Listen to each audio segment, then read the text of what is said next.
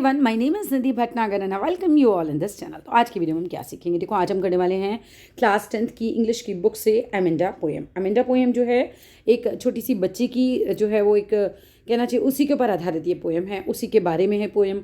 ये बच्ची बड़ी परेशान हो चुकी है। कैसे परेशान हो चुकी है? अपनी माँ से, राइट, अपनी मदर की इंस्ट्रक्शन से बहुत परेशान है। बार बार माँ इसको बहुत कुछ समझाती रहती हैं और मतलब वो कहती रहती हैं कि भाई ऐसे मत करो, वैसे मत करो, and the child is getting frustrated. बच्ची इतनी फ्रस्ट्रेट हो चुकी है आज कि वो क्या कहते हैं कि भाई मुझे नहीं रहना यहाँ पर, मुझे कहाँ रहना है, मुझे तो बिल्कुल कहीं ऐसी जगह रहना है जहाँ मैं बिल्कुल अकेली हूँ, जहाँ पर मेरे पास कोई भी नहीं हो, बिकॉज मुझे इतने इंस्ट्रक्शंस नहीं चाहिए। कोई भी होगा तो वो मुझे इंस्ट्रक्शंस देगा। देखो, पेरेंट्स क्या चाहते हैं? वो हमें करेक्ट करना चाहते हैं, राइट। कुछ भी हम गलत करते हैं तो वो हमें करेक्ट करना चाहते हैं, इसलिए हमें बार बार इंस्ट्रक्शंस देते हैं। बट बीइंग अ चाइल्ड हमें ये सब बातें नहीं समझ में आती, हमें चीज़ें ख़राब लगती हैं, और यही कुछ ऐसे ही हमारा अमेंडा के साथ हो रहा है। तो चलिए विदाउट डिले अपनी पोएम को शुरू कर देते हैं। Don't bite your nails Amanda, अपने नाखूनों को मत चबाओ Amanda. Don't hunch your shoulders Amanda, और अपने कंधों को भी इस तरह से झुकाकर मत बैठो। देखो, हंच का मतलब होता है कुबड़। किसके निकलता है ये इस तरह से? जो कैमल होता है ना, इस तरह से होती है ना उसकी, तो कैसे निकल आता है? अगर आप अपने कंधे झुका के बैठोगे तो आपके कमर में पीछे भी थोड़ा उठा हुआ पोर्शन हो जाता है। तो कहती हैं इस तरह से कंधे झुकाकर मत बैठो अमेंडा। स्टॉप दैट स्लाउचिंग, ये आलस छोड़ दो Amanda, and set up straight, और सीधे बैठ जाओ अमेंडा। माँ जो है वो अमेंडा को इंस्ट्रक्शन दे रही हैं।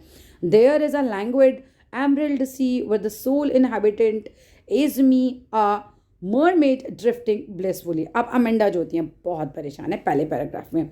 ऐसे मत बैठो, नाखून मत चबाओ, झुक के मत बैठो, सीधे बैठ जाओ, आलस मत करो। तो अमेंडा क्या होता है, जब ये सब सुनती हैं तो परेशान हो जाती हैं और अपने ही एक इमेजिनरी वर्ल्ड में चली जाती हैं। उनके इमेजिनरी वर्ल्ड में क्या हो रहा है?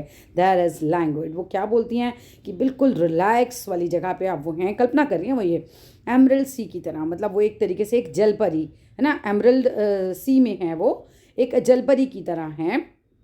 मरमेड का मतलब होता है जलपरी, right.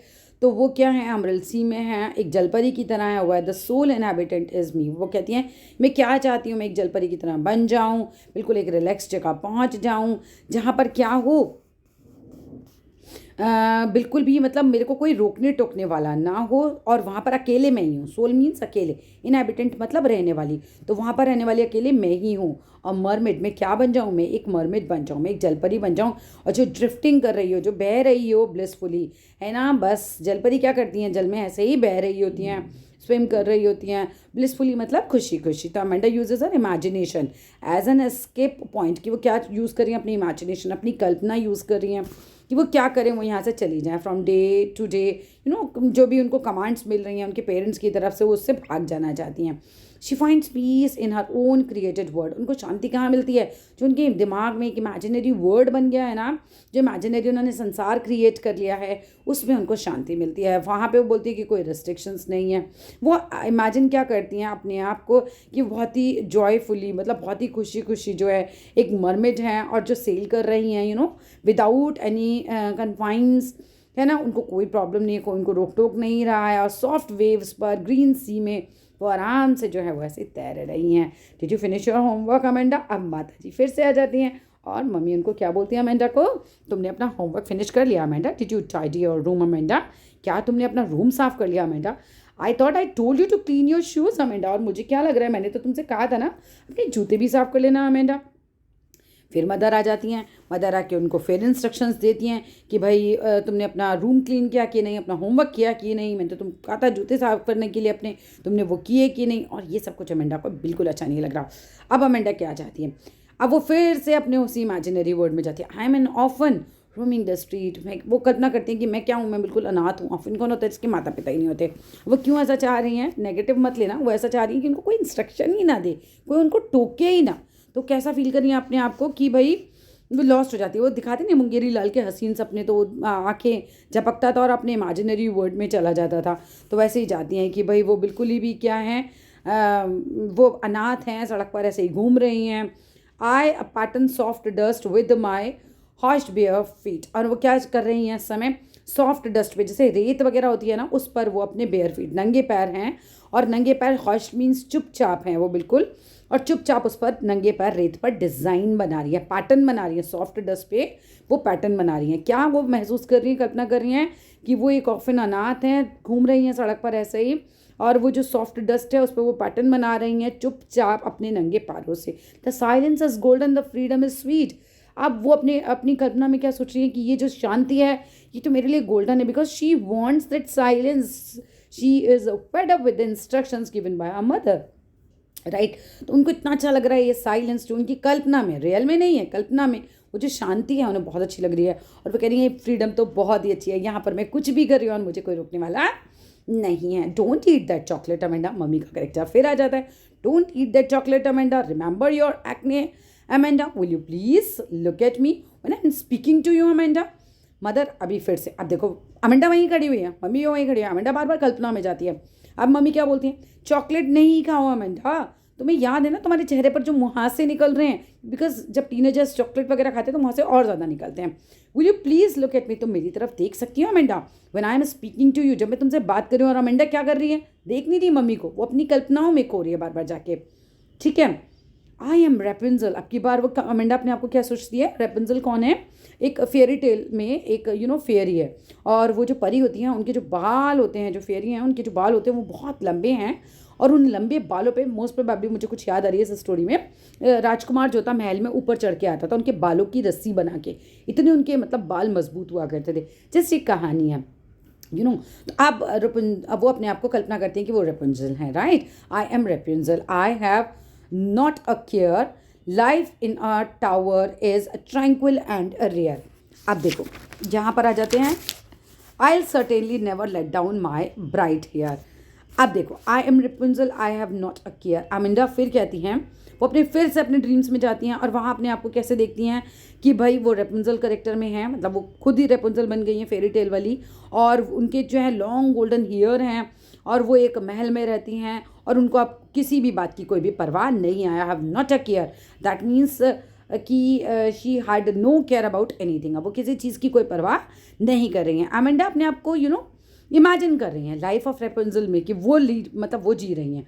Must have been very peaceful है, बहुत ही फैंटास्टिक लाइफ है उनकी टावर में, राइट। बहुत ही पीसफुल, मतलब पीसफुल तो बहुत ज़्यादा चाहती है अमेंडा अपनी लाइफ को। और अभी बहुत ही वो कल्पना करें कि उनकी लाइफ बहुत पीसफुल है और वो एक जो है वो एक टावर में, एक कैसल में, महल में वो रह रही हैं।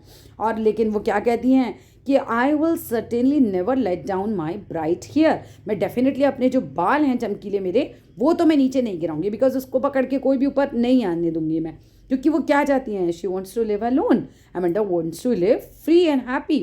तो वो यही बोल रहे हैं ना कि she only wants to live by herself, that means कि वो अकेले रहना चाहती हैं, as the presence of another being in her life would require her to act in a certain manner, certain way, right. कि अगर कोई भी उनके बालों से ऊपर चढ़ के आएगा तो डेफिनेटली वो उन्हें कुछ ना कुछ करेक्ट करने की कोशिश करेगा, उन्हें कुछ ना कुछ कहेगा। तो बिल्कुल नहीं चाहती कि मैं जो हूँ, मतलब वो अपने आप को उसी कैरेक्टर में देख रही है ना कि मैं रेपुंजल हूँ, मेरे बहुत लंबे बाल हैं, लेकिन नहीं, मैं तो ना अपने बाल नीचे नहीं गिराऊंगी कि उसको रस्सी बना के कोई ऊपर आए, ऊपर आके मेरी जो मैं अकेलापन है मेरा उसको भंग करे, राइट, उसको तोड़े और मुझे कुछ भी इंस्ट्रक्शंस दे। Stop that sulking at once Amanda, फिर से मम्मी आ जाती हैं, राइट, कैरेक्टर में अपने। मम्मी तो है ही, वहीं सामने खड़ी है, ये तो अमेंडा ही है ना जो बार बार कुछ और सोचने लगती है।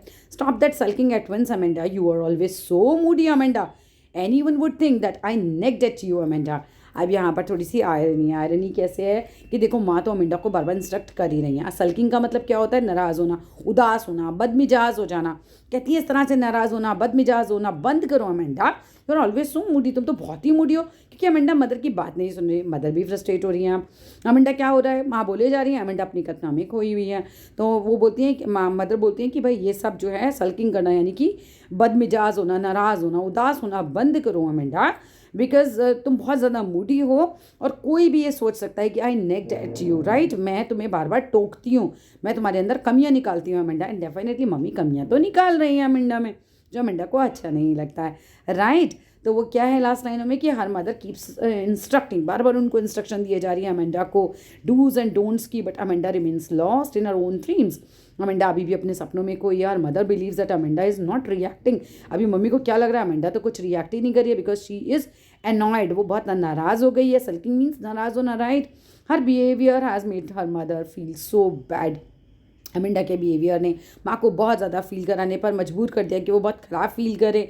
माँ नाराज़ हो जाती हैं एंड वरीड हो जाती हैं बहुत ज़्यादा अबाउट हर इमेज की, मतलब मेरी क्या इमेज है बच्चे के आगे, मैं बोले जा रही हूँ और ये सुनी नहीं रही है। मदर क्या है, she is concerned about her society, है ना, वो चाहती कि भाई हाउ सोसाइटी विल परसीव हर, है ना, किस तरह क्या समझेगी उसके बारे में सोसाइटी, किसके बारे में, मदर के बारे में। And if her child always remains in a fall mood, अगर उनकी बच्ची जो है ये हमेशा ख़राब मूड में रहेगी तो डेफिनेटली जो सोसाइटी है वो उनके बारे में ख़राब ही सोचेगी। तो that's all in this video अच्छा लगे तो लाइक करना, शेयर करना, चैनल को सब्सक्राइब करना। Thank you.